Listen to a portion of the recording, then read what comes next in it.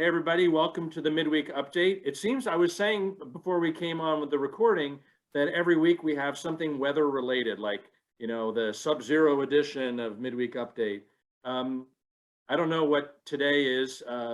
Hint of spring midweek edition, floodwater, threatening floodwater edition. Let's get the ice off of Amy's driveway midweek edition. Yes. Lots of things could happen. Anyway, it is a nice day out, a bit warmer than it's been, and so that feels good. We do have some things to share with you, and Seth, you're going to get us started. Yeah, I wanted to give a couple of updates. The first is about the Sing Me Home concert that's coming up on May 7th. We had just a really great response in the first week. We have almost 200 tickets reserved. And so that means there isn't, that means we're well over halfway there for the amount of space that we can reserve if it ends up being indoors. So that's to say, still invite your neighbors, let people know, but also if you want to come, I suggest reserving a ticket. We will create a waiting list for folks as well, but that's just something what I want to let you know, and thanks for the response so far. It seems like people have been able to use the online platform pretty well. The second thing about that, I want to let people know that on the 27th, that we're going to have a Zoom info session at 4 p.m. Just an opportunity to talk about some volunteer opportunities to help out with Sing Me Home, an opportunity to ask questions and share a little bit of information about the planning for 2022 with congregation and wider community. That's why we're doing it on Zoom as well. So I invite you to come for that as well on the 27th in the afternoon. And then wanted to just touch on some of the fundraising that's happening for the youth. And really great response for the Flamingos right now. Really enjoying the pictures and the spirit of that. And people are really hoping that it gets in their yard, and those that are taking the precautions to make sure it's not in their yard with their insurance. So for all of those, thank you for supporting the youth in this way. And then also, I know that people have seen this in the newsletter because they've been contacting me, but just wanted to say that we are collecting items for the silent auction. So if you have something that you think might work for that, contact me and let me know. And that's going to be on March 20th and 27th during the worship time in the morning. They'll be laid out there. And then also on March 13th, we're going to have a youth and staff volleyball game. So very exciting. And Kathy Garber was just telling me, she coached our basketball squad when we went up against and she said that she's only coached volleyball once in her life and the team was undefeated. So hopefully with Kathy Garber's coaching again, we can keep her undefeated streak going. So that's March 13th. So save the date. That's at 6:30 in the evening. I haven't had any flamingos on my yard, so my insurance is working. But also because I have a youth living in my house, I've been part of the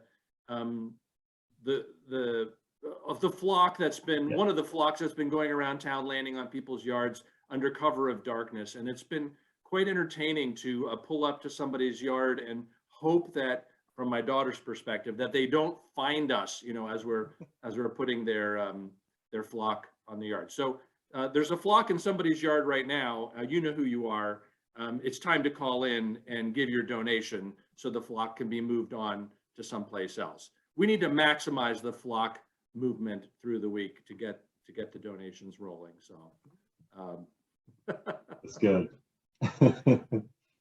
I wanted to remind people that we're going to have communion on February 27th. That's not this Sunday, but next Sunday. We will do it again the way we have the last several times, where people come forward and receive communion. And if you're not able to come forward, we'll have a pair of deacons that will come and bring the elements to you in the pew. But please anticipate being together for communion on the 27th. And if you're watching at home, have your bread and your juice ready to participate in communion. We were going to have it in January, but we decided to put it off a little bit in hopes that the COVID situation would be a little less risky for us. And it feels like we're in a good spot to be able to do that. We're still wearing masks at worship, but we'll just take them off for that moment as you approach to receive the communion and then put them back on. So that's coming up. Good. I think that's the end of our announcements, and I'm going to bring us to a close with a writing from John O'Donohue, an Irish mystic.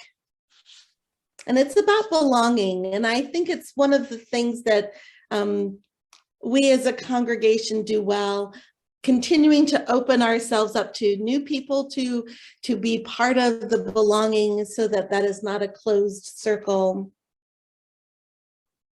So may we listen to our longing to be free. May the frames of our belonging be generous enough for our dreams. May we arise each day with the voice of blessing whispering in our hearts.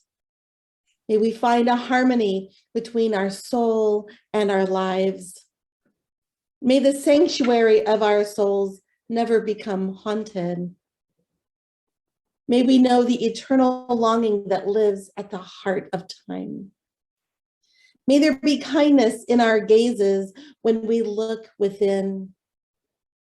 May we never place walls between the light and ourselves and one another.